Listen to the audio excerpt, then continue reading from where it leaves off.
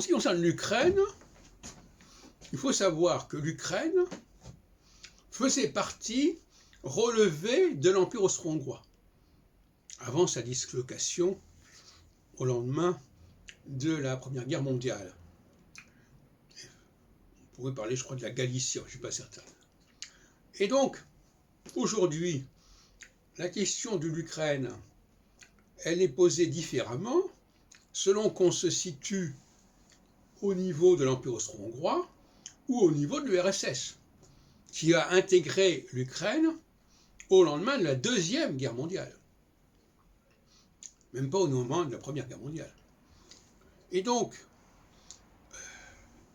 au niveau du débat et du conflit entre l'Ukraine et la Russie, au niveau de la légitimité de vouloir que l'Ukraine fasse partie de l'URSS parce qu'elle en a fait partie pendant quelques décennies, ou bien, mais c'est un argument qui n'a pas été avancé, pas à ma connaissance, ou bien dire non, pas du tout, l'Ukraine fait partie de l'Union, de l'ancien empire austro-hongrois, tout comme l'Autriche ou comme la Hongrie, etc. Et même comme le sud de la Pologne. Et donc, par conséquent, on a parfaitement le droit de mettre l'Ukraine et la Hongrie sur le même pied.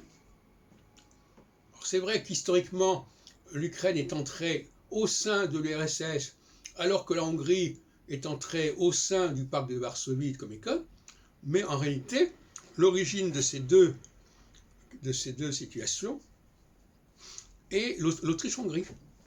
Donc il faudrait quand même savoir ce qu'on fait. Et je crois qu'il est important de le rappeler. Les événements de 1989 sont-ils à mettre sur le compte de l'histoire de la Russie ou de l'URSS, ou sont-ils à mettre sur le compte de l'Autriche-Hongrie? Or, beaucoup de gens aujourd'hui n'ont pas une connaissance très puissante de l'histoire de l'Autriche-Hongrie, ont tendance à la minimiser, parfois ils ne savent même pas de quoi il s'agit, et alors évidemment, ils vont uniquement penser en termes de l'URSS. Mais en fait, l'Autriche-Hongrie, c'est aller jusqu'aux confins de la Russie.